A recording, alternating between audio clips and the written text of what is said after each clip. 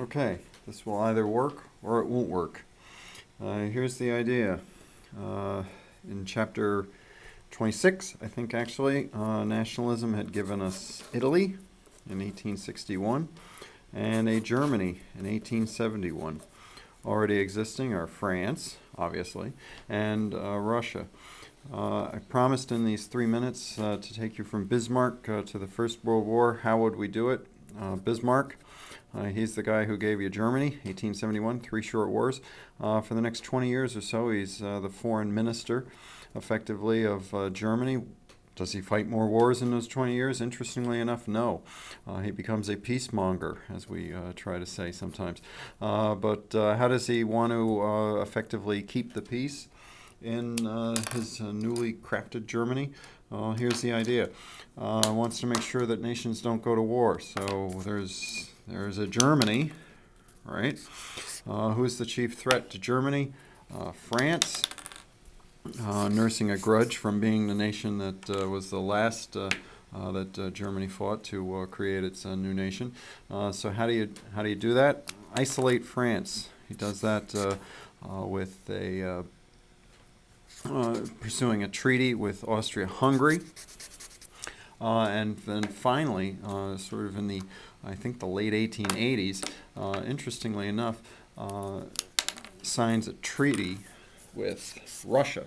And what one can see from this is the entire weight of Europe, in a way, Germany, Austria-Hungary, Russia, all sort of weighted against France to keep it isolated. That's what Bismarck wants to do.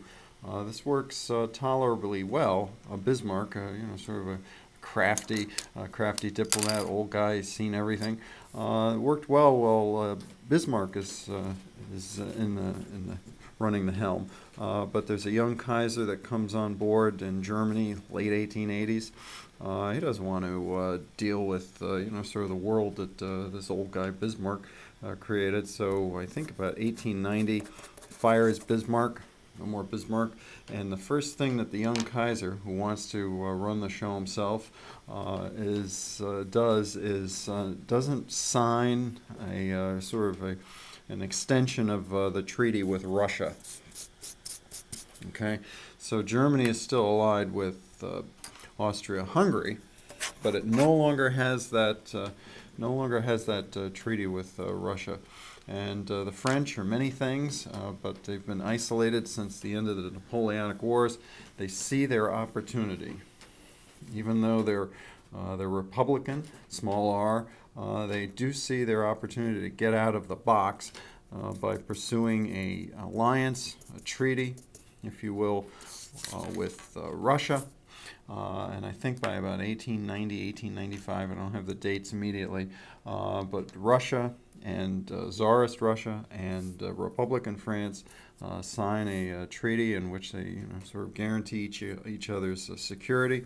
And you guys are smart. You can see immediately the problem, the picture that's been presented in that Germany is now facing the ultimate nightmare, namely a war on two fronts. If Germany has to go to war with France, France is tied by treaty with Russia. Russia would come to its defense, and Germany would have to face the two-front war, fighting France and fighting Russia.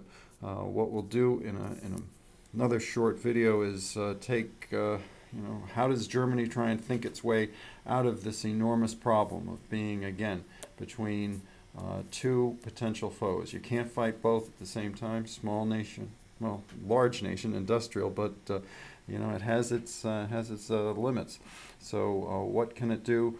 You can't fight both at the same time. So fight one and then deal with the other. And we'll take a look at that in the next vid, because arguably that'll give you an idea of why the First World War looked the way it did. The Germans are going to plan their way out of this nightmare. Take care. Bye.